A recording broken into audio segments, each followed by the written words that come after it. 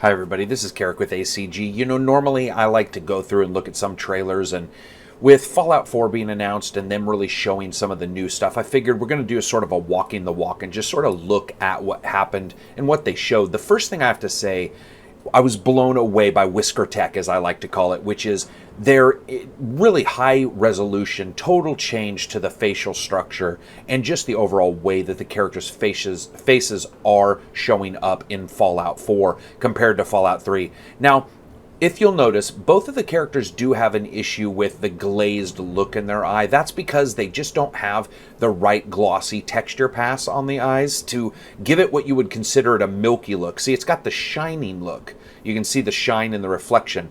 But what you're actually looking for is an almost milky wetness that happens inside of a person's eye. And that's why in some games when they do it right, you feel like, oh, this is very close. But that aside, the structure of the faces and the way that this editor is put together, I absolutely love. Additionally, you can tell later on that it takes into account the ability of aging throughout the game, which I think is really cool as well. Now, as we take a little strollification through the room, one thing Bethesda continues to do is make sure that items that are available in the past show up in the future. For example, you see the blender arm, and of course this machine here. I really like the fact that everything sort of ties in. Now, there's no reflection on that machine, if you'll notice.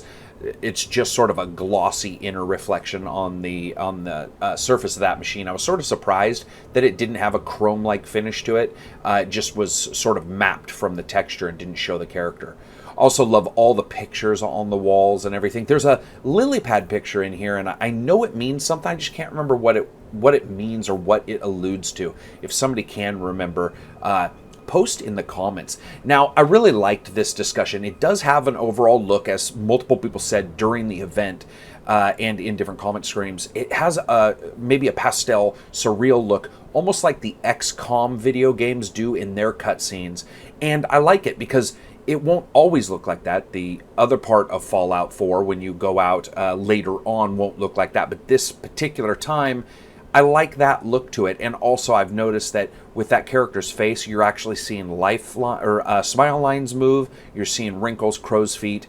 It's really an overall excellent way of mapping the face. See, a lot of times people will map the face in 3 grids: the chin, the mouth and nose, and then the eyes, and the 3 won't actually connect. Here they do, and I find that really cool. They did a really, really good job. I will say I didn't fall in love right away with the hair itself, but that being said, so here's that creature again. I can't remember, or that robot, I can't remember what it was. Now, the little child's a little creepy, a little swaddling going on there, but overall, I love the look of this room. People have complained that the game looks low res on the textures. I mean, I can see that sort of, but I think they're going for a clinical, that 1950s, 1960s look of where everybody said this is what the future's going to look like. And now we come to the main part where you've got the old Hellboy talking about the end of the world here. And, of course, the, as always, noticeable little broadcast interruption section. I just love this area and look. And I really do wish you played longer in it. It would be cool to have a couple quests within this world versus everybody getting fried right away. And there's the explosion to end one part and begin the next. And of course, always understanding Bethesda, they're going to have that moment where they let you look at the world. However, I have to say, there is a huge difference between this game and the Fallout games, and it's not just technically. And I think that's important to remember. There's an artistic difference distinctly that they mentioned going on, and that's to add more color and to add more feel, and just it's almost a visceral feel to your eyes. There's a huge amount of things here. I'm going to slow this down. One thing I noticed right away is that they've got really, really cool textures going on in all different places. And it's cool because you instantly aged, basically. You went in, and in this video at least, and you came out. I also noticed that in the far off, it looks like they've gone to 3D clouds, because that is an area you can travel to, and it looks like they've gone to 3D clouds. Now, something that caught my eye, I love this billboard. It flashes up and they look at it, and there is such a really cool distressed feeling. It's not just the way it looks, it's the way that they've actually patterned it towards the squares on how old billboards were put up, where they were put up in sheaths. Basically, it wasn't one solid piece. I thought that was actually really cool. A little bit of an attention to detail that was just a surprise to me. And then as we walk over somebody's old desiccated corpse. Also, you'll notice, I personally believe that the flowers and foliage here are way better than we have seen in past games. Just the plants, the way they look, they're super high resolution. You also have no shimmering, even in slow motion right now, no shimmering on those shadows, which if that stays like that, I think it is going to look incredible, because that shimmering shadow is one of the things I hate the most. Now back to full speed here. Just look at that. I mean, they did a really good job. You can almost tell instantly that they are shooting for just a far more solid, realistic feel. If you remember, I talked about The Witcher 3 having places that felt realistic. Now, of course, we can't really blow up any place and assume that that's what it would look like, but I mean, looking around, they've done an excellent job. I've been on old military bases that have gone to hell years, 20, 30, 40 years later. And in all honesty, this street here, that's sort of what it looks like. Now, when I was talking about the aging of the character, you'll see here on his face, he is definitely aged since the starting of the game. So that'll be something that you can put into the game. I did find that strange, though, because Todd Howard said that they take account your child and mixing those two characters together to make a child. I find that sort of odd. I mean, does the kid die? Or, it says you're the only survivor, so it does seem weird. You're married, you got a little kid, and then they're just both killed. I don't know if you're searching for them, or, if they are dead, that's sort of sad. And then here you just have a real big step up in overall modeling, both on him and on the robot and the plants behind him. I mean, you have things moving and just shifting correctly and adequately. Now, you still do have sparse textures underneath some of the 3D grass. I talked about Witcher doing that, and that Ark did not. Here, we do have that, the return of that a little bit. They do seem to do a very good job with keeping it, I guess, not as noticeable as some games. Now, we're coming to the dog. And I'm sure you guys remember, I sort of hashed on the dog, and I'm going to continue to. That dog doesn't look real. It doesn't even look that good. It does have a cool animation here or there, but then it starts doing this weird thing, even when they tell it to go get a wrench later.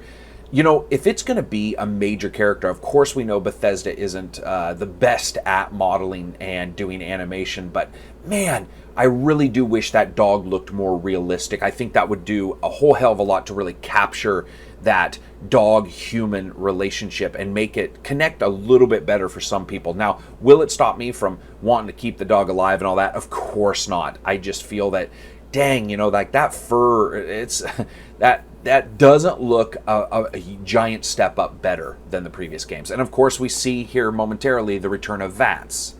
And you see the dog attacking, which looks awesome. It digs its head into the belly of that thing and goes straight for the nuts and guts, and I love that. Yeah, look at that again there, the two facing off. That could be really cool. I'm excited for it. That could be really awesome with those two fighting.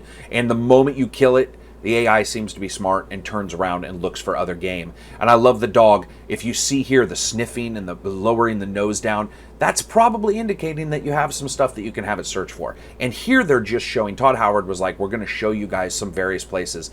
You have, everything from the quarries to the 747 damage to this, out in the middle of the swamp area, and then, the farm. Every one of these places looks like an incredibly high level of attention to detail was put into it, but additionally, they all look like they're in very, very different places, which makes me wonder just how large the overall land mass will be. Look at this. This town, that looks incredible. They did a great job. Also, let's be honest, the number one thing I think everybody's going to notice in this game, the lighting engine has been fixed. There were a lot of errors with the lighting engine in the original Fallout 3. Fallout 4 seems to have fixed that. No flickering shadows, no errors with the shadows, everything falling correctly. He can self-shadow on himself, so you can see like his head shadow on his own shoulder, that kind of stuff. Big attention to detail on the lighting. And then, of course, the part that's confused me the most is this. What does this mean? It certainly looks massive. It certainly looks like we're going to be able to explore an insane amount. And if so, that's just an unbelievable amount of exploring right there just by showing that one spot. And now, of course, we come to what they talked about with the crafting. I gotta say, guys, this is awesome. Now, it might look a little weird to have it happen instantly, and my hope is that the difficulty level allows you to have a time limit on building new structures, because I do think it'd be sort of goofy if you're just throwing a door together in 0 seconds. Almost every game has some kind of crafting counter. But you know what? Because they were showing this at E3, I think it might have just had to do with speed and trying to get a good presentation off. However, this is awesome. I love the feel of it. I love the fact that they explain later that your own actual like villages get attacked by people, so you have to put up weapons. Everything's so quick. And also, I love, he puts it down. It doesn't seem like it interferes with any of the other geometry. It's in a place that makes sense, and boom, the dog uses it. And additionally, things like this where you can open up, you know, like a trader and build things for the traders who come to town. There is going to be a boatload to this game. And what's really going to matter, of course, is if the engine can take it.